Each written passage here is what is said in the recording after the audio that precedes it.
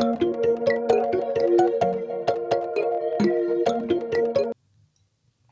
don't want to drink no alcohol that's that clear. That shit is not right. It's all Jesus. That is not It's all okay. Jesus. It's That all is Jesus. not okay. Oh man. Stuff like that need to be on the channel. Oh, see. What? That? What I just said? Yes. Oh, Virgil listen. so He cool, recording man. it, so it's there. We can Come on, use D. it. Lock us in, bro. Lock us in. All right, here we go. Y'all ready? I guess so. Let's do it. Oh man. Woo wee. How we want to do this? Let's go.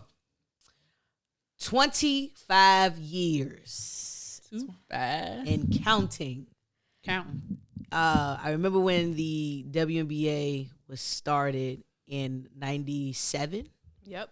Mm-hmm. And, so I had a few years under my belt as a little toddler, Right. running around, being super excited about a league that a lot of people didn't know if it was going to still be here. Mm-hmm.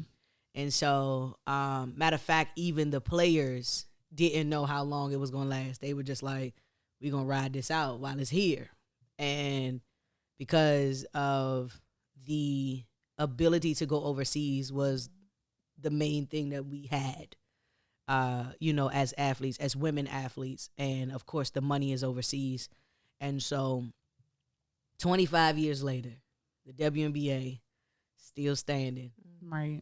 The most scrutinized, one of the most scrutinized as far as women in sports in general. Mm-hmm. Sexism, of course, leadership, of course, black versus white with racism, of course, and still standing 25 years later. Mm-hmm. I think if anything, that's exciting. I can only imagine what's about to happen in the next Woo. 5 to 10. Woo! What about We need 40 more years? teams. Yeah, definitely Hopefully more we teams. can get more teams. It's a lot of players that went undrafted and Mm-hmm.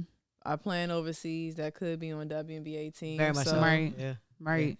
And it was crazy because, we get to sit back and we get to watch. And for me, I'm an eclectic of a lot of different things. But when it comes to women's basketball, having the social media era now Mm-hmm. with YouTube and going back and looking at the very first WNBA draft Mm-hmm. and seeing how they found out they were going to get drafted with... Right. I just sat back. I was like, wait, what Like, just bruh, happened? They were in a room like this. That's exactly what I was about to say. They was literally chilling in a room like this, had their nice little skirt suit sets on. Yeah. It was just like, yep, you've just been drafted first round pick. Yeah. Right. To the, You're going first, the you're going Los second, and Angeles you're going Sparks. third. Like, have a good night. Prepare your celebration. Yeah. And everybody was like, okay. Right. I was Right. like, this is the best night of my life. And I'm looking on my phone right now because I want to make sure that I say this correctly. I do know for a fact that there was only 8 teams when the league was started, right? Very first WNBA team to ever win a championship that will ever go down in history was the Houston Comets. Comments, yeah. Tina Thompson. Listen. That's I've always Listen. loved her. It's the red lips for me. Yeah. Listen. It's the red lips. Listen, and I've been trying to see, and I normally, y'all know I'm off the dome with it, but for some Yeah. reason it's escaping me. But at the press conference when the board of directors for the NBA, for those who don't know, the WNBA has been an extension of the NBA since it was initiated, or how do you even say? Founded. Founded. Thank you. And so the reason why I would even venture out to say that we as women say that the NBA should do more or men should do more is because the league started it. Yeah. Like David That makes Stern, sense. you see what I'm saying? Right. Commissioner David Stern, of the late great David Stern, was the commissioner at the time, and he was the reason why the WNBA is still in existence, was even started, was even founded, right? Yeah. And so for me, it's like, okay, if you saw something or one person can't see the vision, right? Because the board of governors had to approve the ability to have a whole league for women, on the United States side, right? All of these great players were going and playing in college and being super, super dope. And then the only thing they get to do is hopefully get a tryout to go overseas. And if you made it, Italy and Spain were like, you know what I'm saying? It was like the Lakers and the Celtics, right? Yep. And so to now have a USA-based league where you get all of these different avenues of people, like guys that say, do this, do that, do this. Well, let's go back to the basics of it. The NBA is the reason why the WNBA exists. Yeah. Not to say that we always have to stay in their lane, their league, their pot. Yeah. Right, right. But there's a thought process that if the league has only been here for so long, then you still have to understand that the help still has to be on the way. And so I think from looking at how the draft was, and they had Lisa Leslie was there at the Board of Governors, Cheryl Swoops was there, and Rebecca Lobo, who's doing a hell of a job killing it. as an analyst right now. You know, and I think about it when she was playing with the Liberty, I was like, oh, like that's the only team that kind of still has their same name. Not the only team, but like the one team that still has their bases. Right. Woo! I just started thinking like, man, like, because Rebecca Lobo was a dog on the court. Oh yeah, I had her dog. Yeah. The definitely WNBA was. dog. Yeah, I remember had those? Rebecca Lobos. Yeah, for The sure. dog. Yeah. Oh, that's I'm cute. older than y'all, so y'all it Just probably a wasn't. little, just bad pinch. Y'all Wait. probably didn't see Hold on. those, but I had. I mean, I can't. can't. I guess I came over us. What you talking about? It's a pinch of salt of age over. What you talking about? I definitely idolized Lisa Leslie growing up though. Like I'm gonna be honest, I don't really remember Rebecca Lobo like that. Okay, But for me, it was Lisa Leslie. Yeah. That purple and that gold, man, them sparks, that ponytail. Yeah. It was just something about it. That's Yeah. what I remember. I do remember seeing the first, like we hinted at a little bit with the first draft. They were sitting in a room, and I don't even know if it was like the secretary or the person that was behind the stage that was like, "All right, congratulations! You're going to here. You're going to here. You're going to here," Right. and everybody was like, "Yeah, Yeah, as long Right? as they got drafted. Because if I'm not mistaken, it was Tina Thompson who was like, you know, I never thought about playing basketball after college. Right. She wasn't even gonna go. She was going to law school. Right. And she was like, all right, well, let's try this basketball thing out, right? Mm-hmm. Because stateside wise, there was nothing that was said about women could be successful in the States. Like overseas, we're worshiped. We're glorified. We're loved. And then it's like you come back home and you was the highlight of your college. And it's like after the college days, it's like, all right, well, like the attendance in college is higher in the WNBA. Yeah, the NCAA games are higher than the WNBA's. And so, which is not, but and we say that because of the fact that it's always been a thing for us to be able to play on the collegiate level. There's never been an after step, right? And so now you bring it current to today's draft. Right. There's 12 teams in the league. Yeah. Now, I want to say 97 to about maybe, matter of fact, I'll even backtrack it like this, maybe about 10 years ago.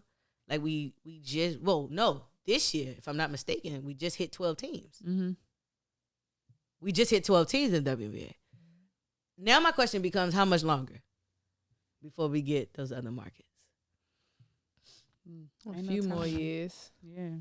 I don't think like right now, because we're still trying to we're still building the name of the WNBA and still trying to get more money and things like that. So it's definitely going to take, I'd say, at least 4 years, 3-4 years for it to happen. Yeah.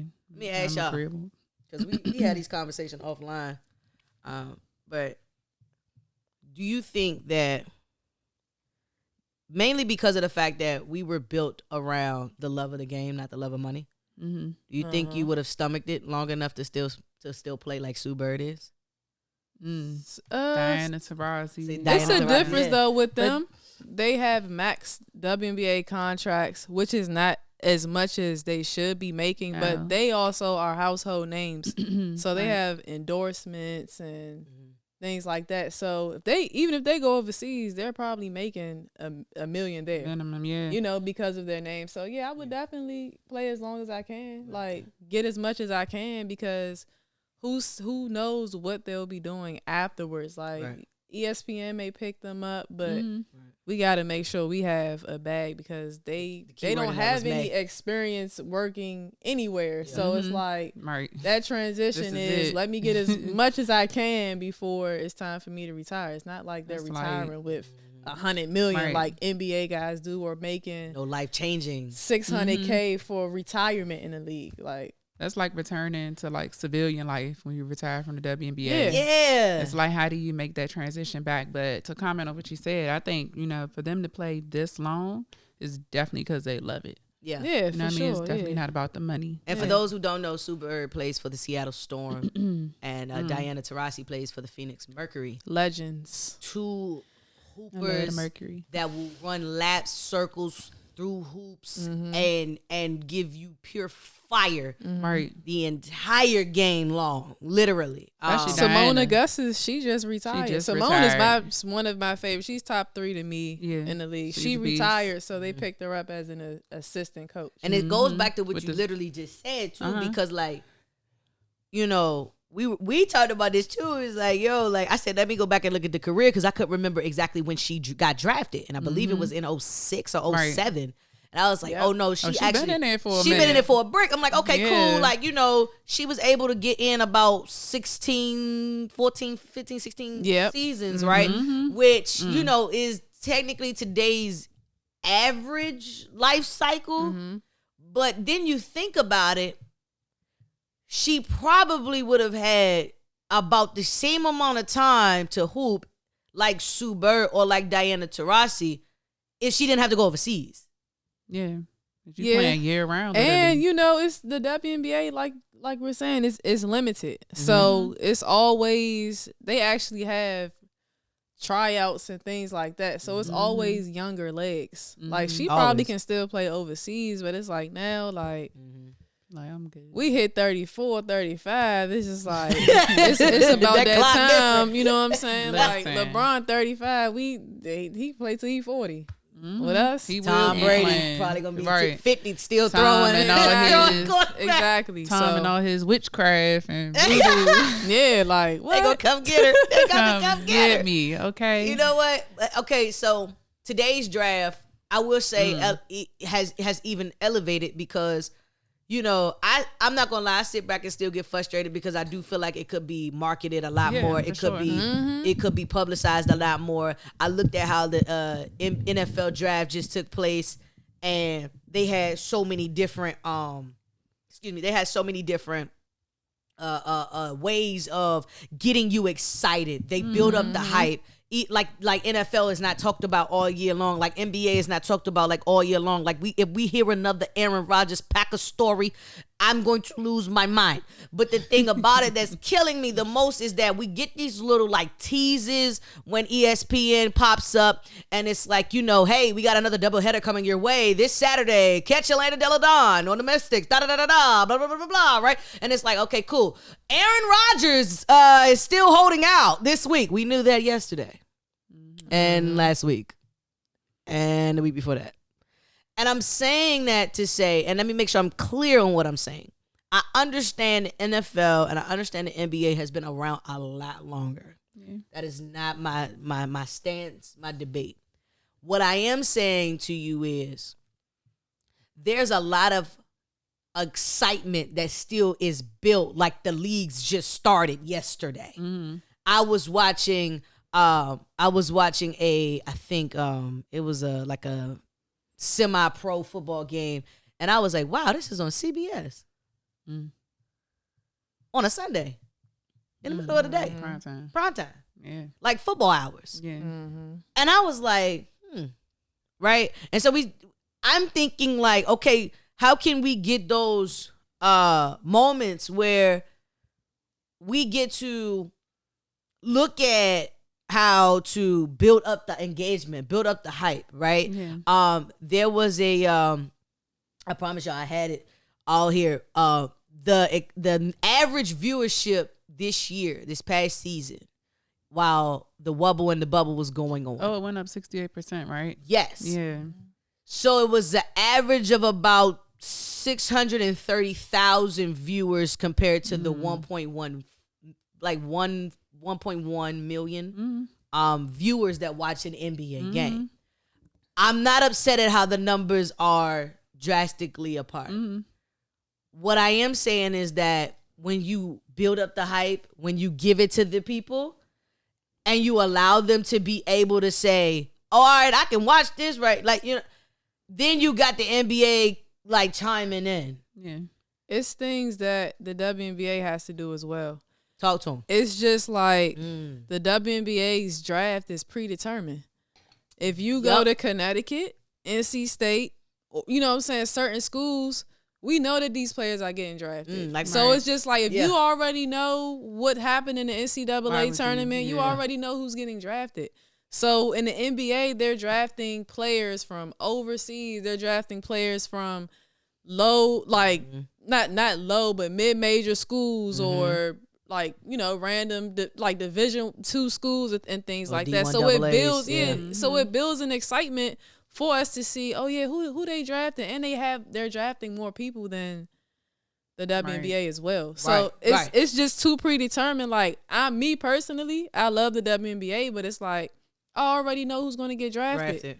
Yeah. So it's not like, oh dang, she got picked. Oh, who was that? Yeah, I'm like, more excited about who ain't get picked. I'm not learning a new player. I'm not learning new people. I learned new people in the NBA draft. You just it's players that are real live like that in women's basketball at these other schools that don't have any hope or don't get drafted because they don't go to these schools that everyone looks at. That's the same with high school recruiting. Very much so. And it's so crazy because like us going to HBCUs, the last person that came into the league from an HBCU, I believe that was in like 2010.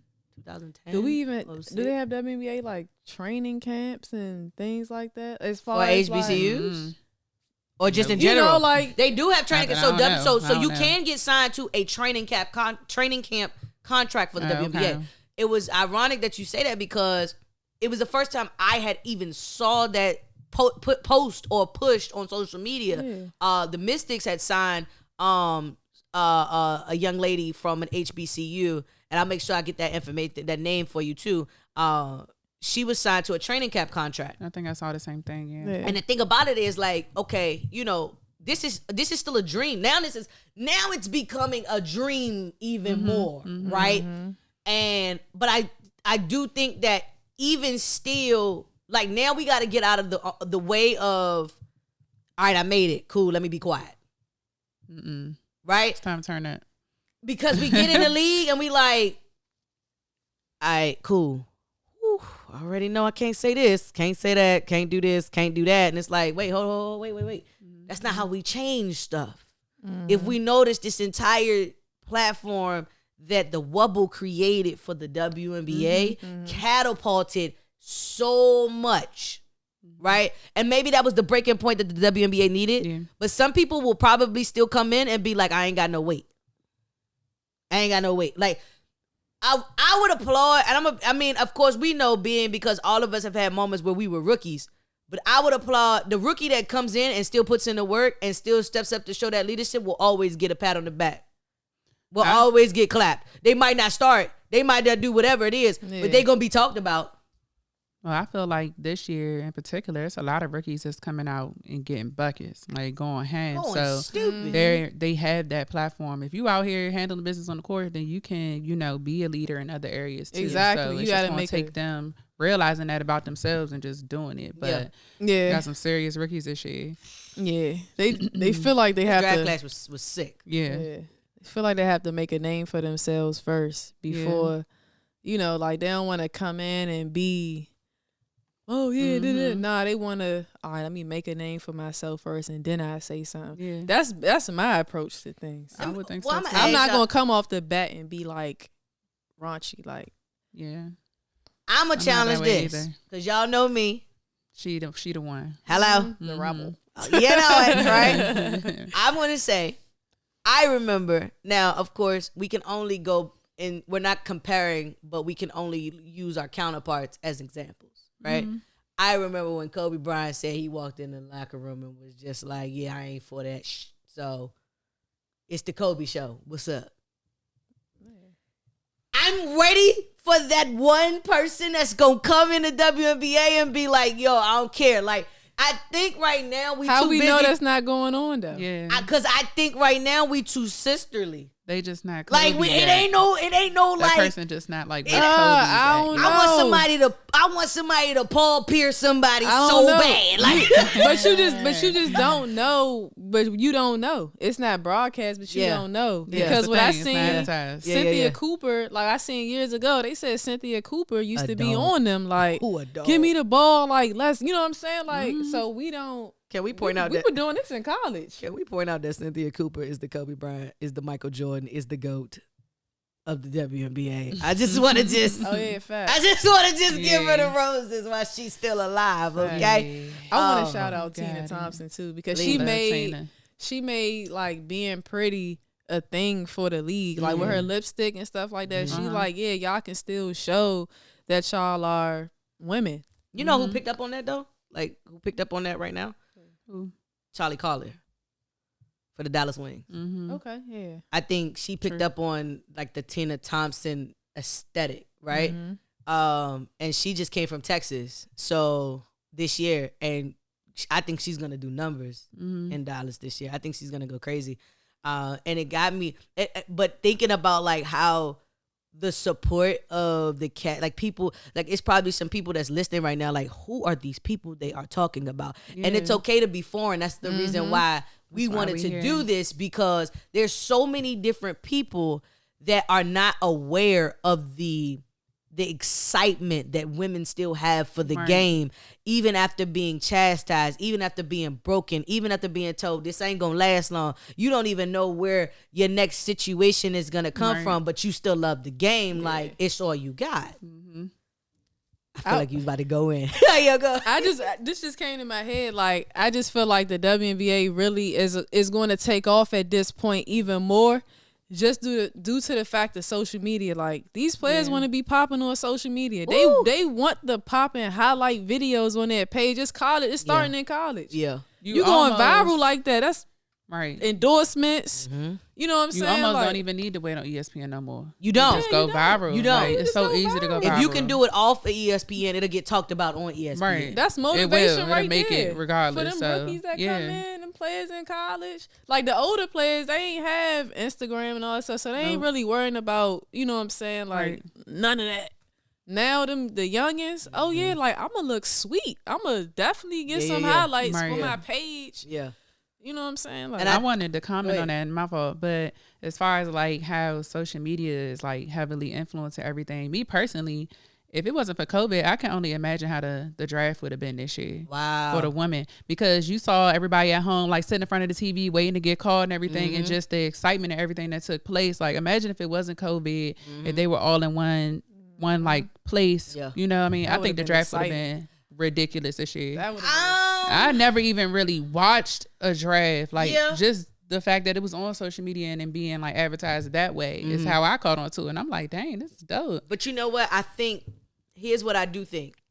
I think it being COVID and this being a virtual draft, I honestly believe this was the best situation for the WNBA because it allowed what is not showed on a regular basis through social media like the NBA shows. Like the NBA is not selling basketball no more. They're selling individuals. Let's just be honest. Yeah. And so this year, by us seeing all of the women that were sitting in their homes and they were with their, like grandma got up there and started dancing. Yeah, that's my baby. Yep, like, you know what I'm saying? And that was ESPN. That was talked about the very next day. When have you seen somebody's family get talked about? Or when have you seen somebody on First Take or Sports Center when they're like breaking news or developing story or top 10 moment and it's a WNBA player and their family, right? From the draft, like, or top highlights from the moments of the draft last night from the WNBA. Here's what you missed. We're not getting in case you missed it from the WNBA, you know, on a regular basis. So when I felt this though, like, that's the reason why we talked about this in a previous episode when Draymond was talking about how they need to start telling the story and start selling the moment even more. I was the main person like, yo, he's not lying. Yeah. Because the story is always going to be more enticing because Nike's not selling shoes.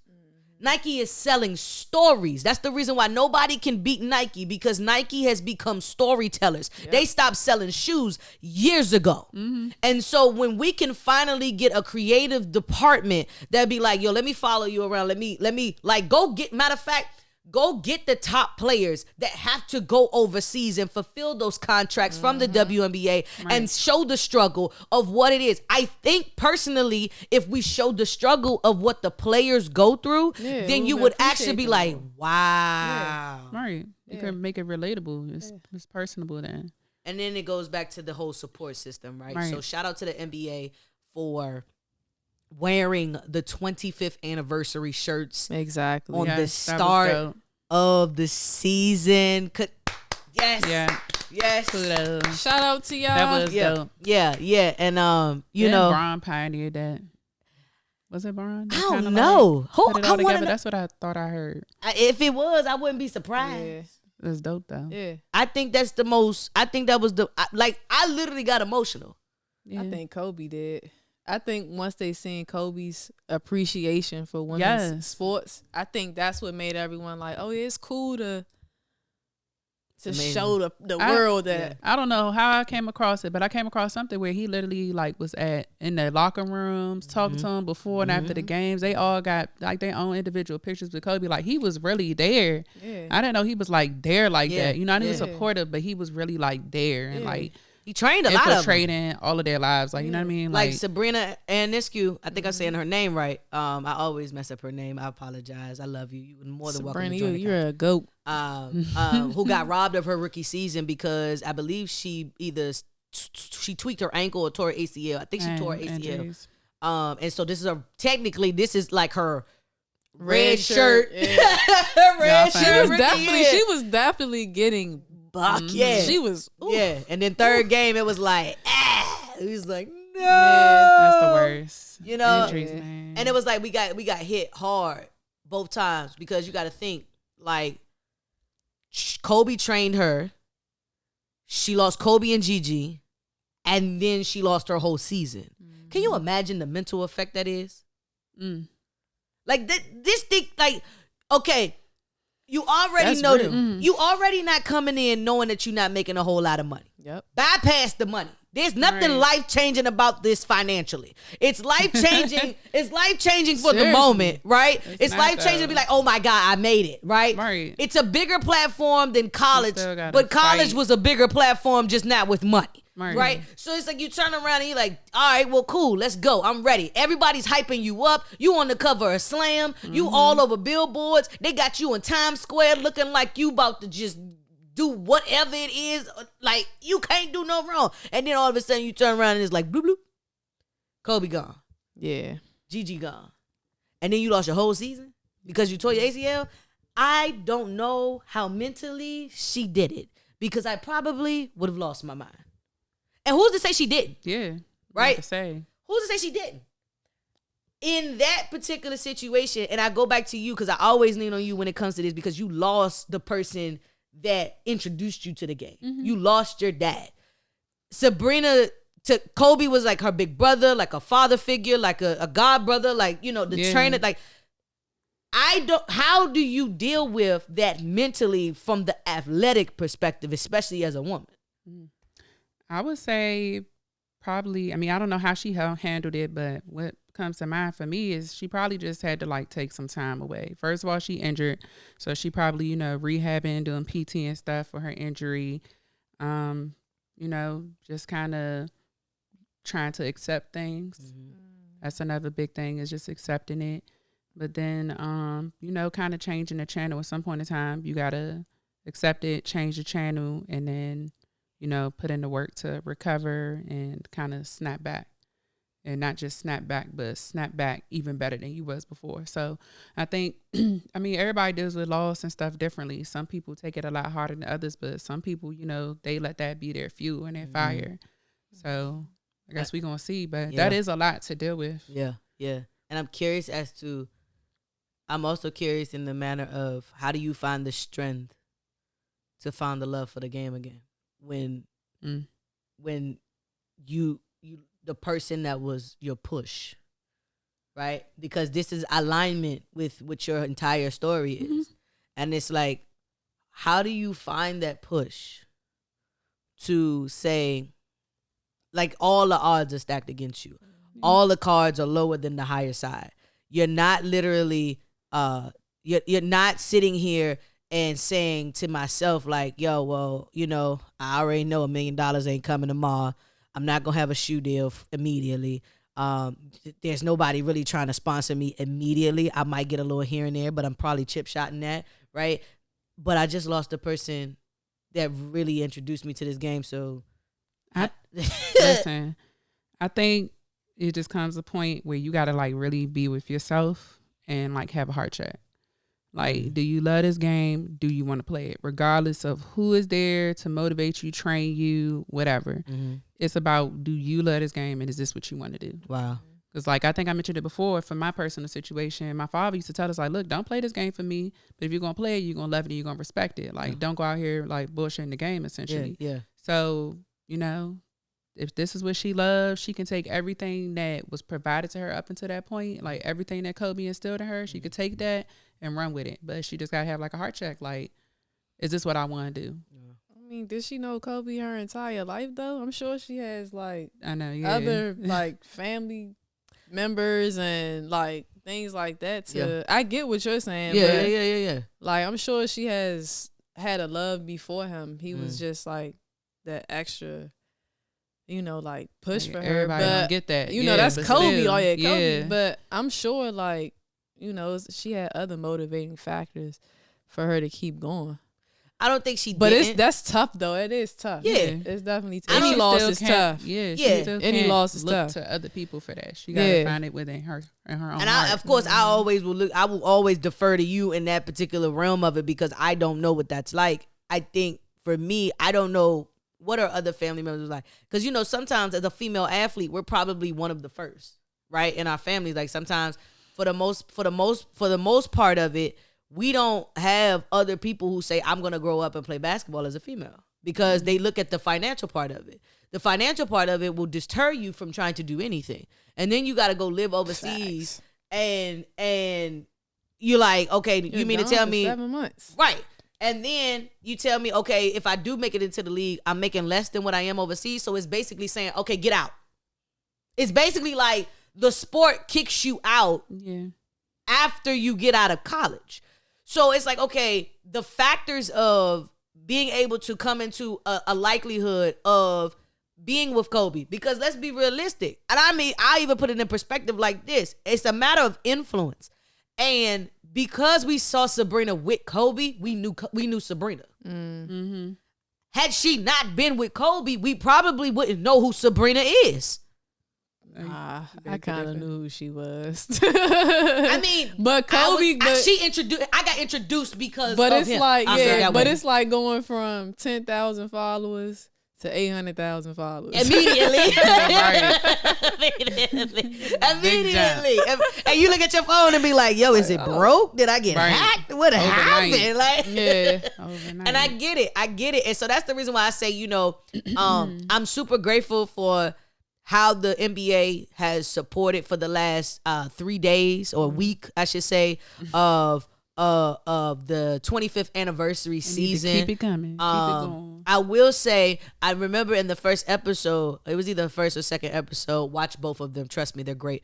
And I believe we were talking about how we can't buy our shorts. Like I was like, you know, don't sell our shorts. Sell our shorts, right? And so you know me, I'm a connoisseur of all things that make sense, basically, right? Especially in the fashion world. And I started searching around. I said, okay, let me see if they put some shorts up yet.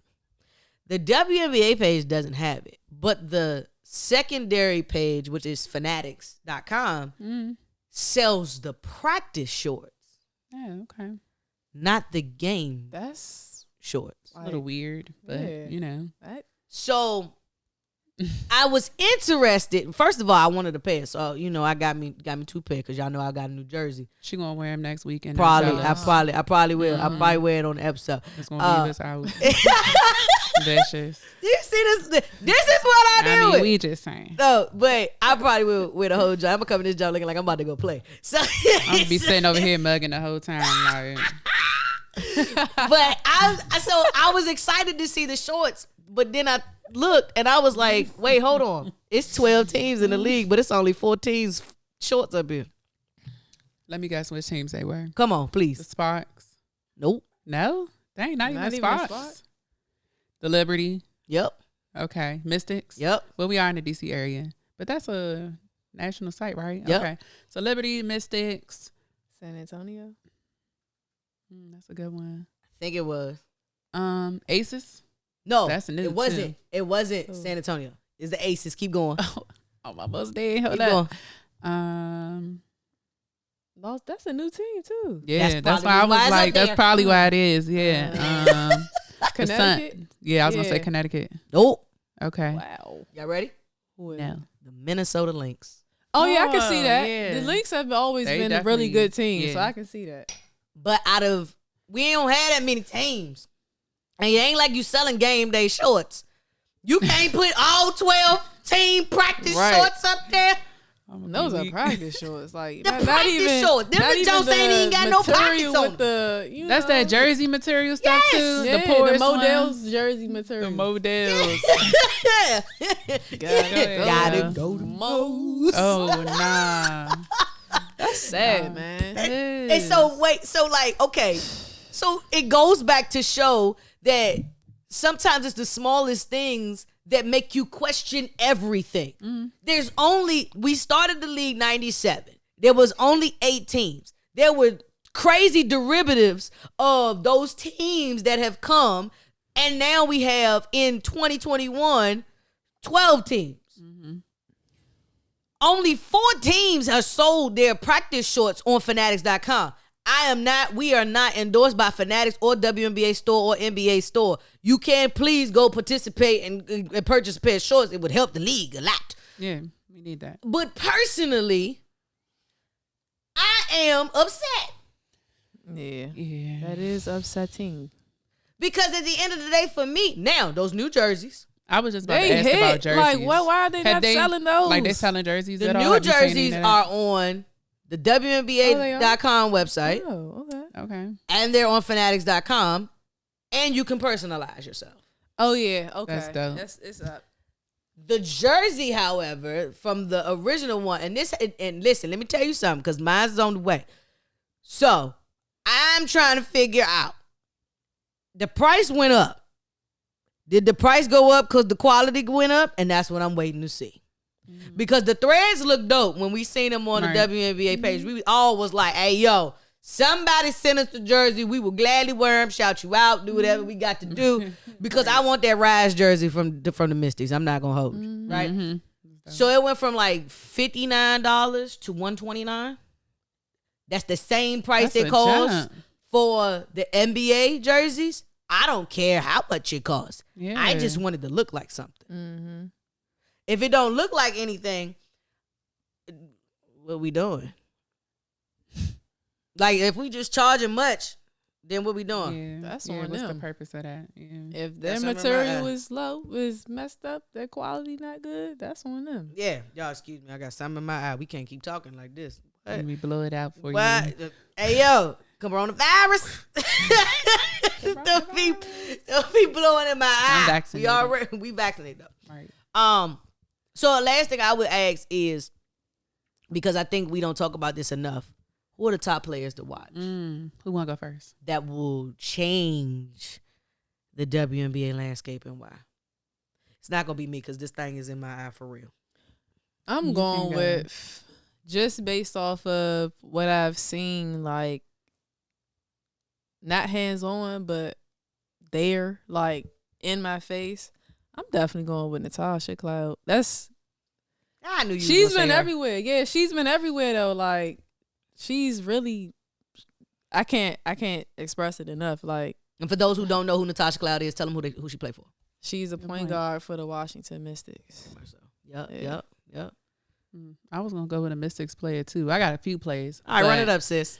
I think Deladon. I feel like a lot of guys that I'm like friends with, they healthy, talk though. about her. I know she That's hurt what Deladon could, but stay healthy. she's like the female version of Braun for the WNBA almost. Like just her size, her handle, she could shoot, she can get in the paint. Like her IQ. Don't forget about Candace Parker. It's sweet. Oh my God. Candace still doing it. Love Candace. Candace I love did Candace. crazy on the Mystics this past weekend. Open the good God have mercy. Yeah. Good God. Deladon though. Yeah, I like Deladon. Yeah. I got 2. Oh, let's see who that. Let's see.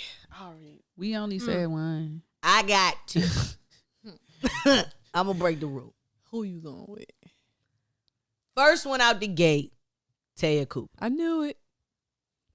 Why? Because she just be on Instagram. From the Los Angeles Sparks. Always Millie rocking. Taya, this is your number one fan. I am. I'm number 3.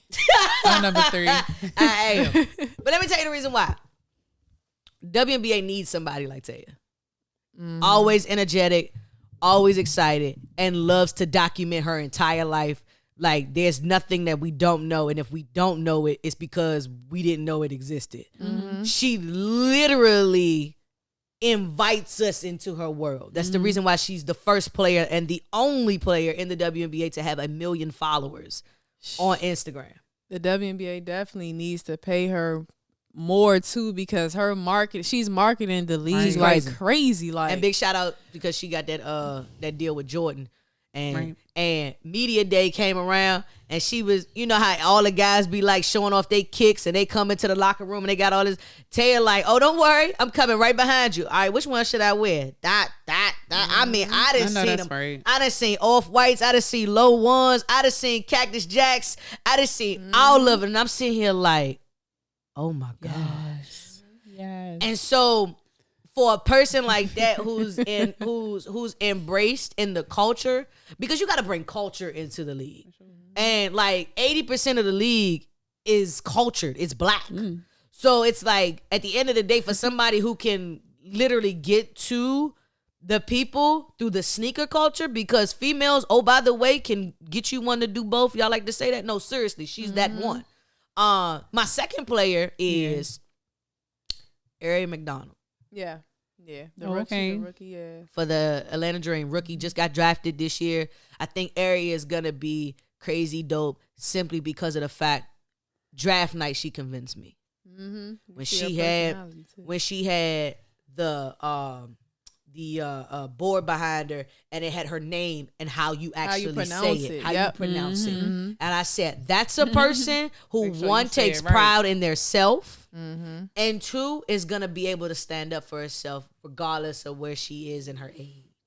And so I think Ari McDonald, let her get her feet wet in the league. Let her get her balance up under her. Let the Dream, embrace the fact that they also, by the way, are owned by a former Atlanta Dream player, Renee Montgomery. I think Ari's going to be dope. I think she's going to go crazy. Yeah, I seen that in her personality, her hooping personality. Like, she is tough. Yeah.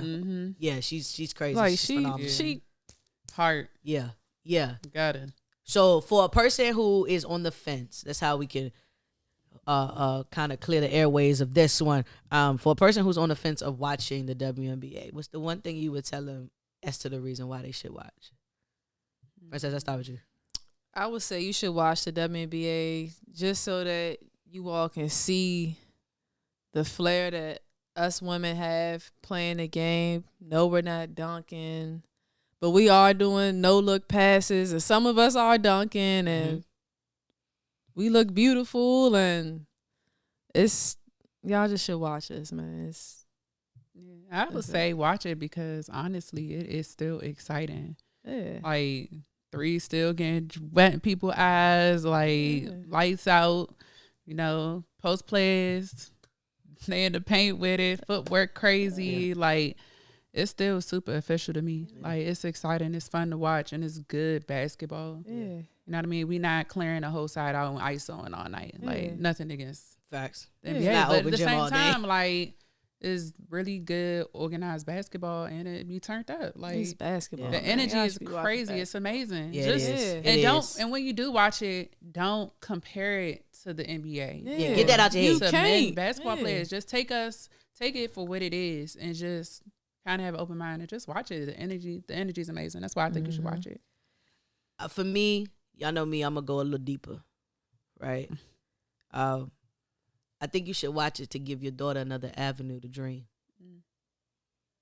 Simply because of the fact that when I was younger, my mom showed me an article of how much Lisa Leslie made, and it still didn't deter me from wanting to go to the league. And most of us as women don't get to see other women because we're not on mannequins, we're not on billboards like that, And so it's coming, it's building, it's happening in real time, and you can see it. But don't deter your daughter, your cousin, your niece, your whatever it is, grandchild, that is a female hooper that could actually be the difference in your family by doing what she loves and gets to live out her dream of being a female basketball player no matter what. And she might be that difference. I'm quite sure Barack Obama's mama didn't know that she was raising the president, but she knew she was raising somebody. I'm quite sure Michelle Obama didn't know, her mama didn't know that she was going to be the first lady of the United States. But baby, guess what? She clapping it up because their baby didn't stop, because she took the tactics that she had, highly educated, and ran the world with it. I'm quite sure that Stacey Abrams' mother did not know that she was going to go and take everything that she learned from her mother and father in the political world, in the realm of it, and be like, I'm going to run for governor. I'm going to make the stance in trying to change the Georgia state from red to blue. And then when she lost, she still came back around and was like, nah, I got more fight in me. So you don't know what you're raising. You don't know who you're raising, but you also don't know what you're imparting in your child, that, or in your niece or in your grandchild, that legit might take it away and be like, oh yeah, I could go hoop. That's a good point. I ain't think about it like that. Yeah. That's definitely a good point, to see somebody, that you look up to doing that. Very much so. So that's how we wrap that one. 25 years. 25 years and counting.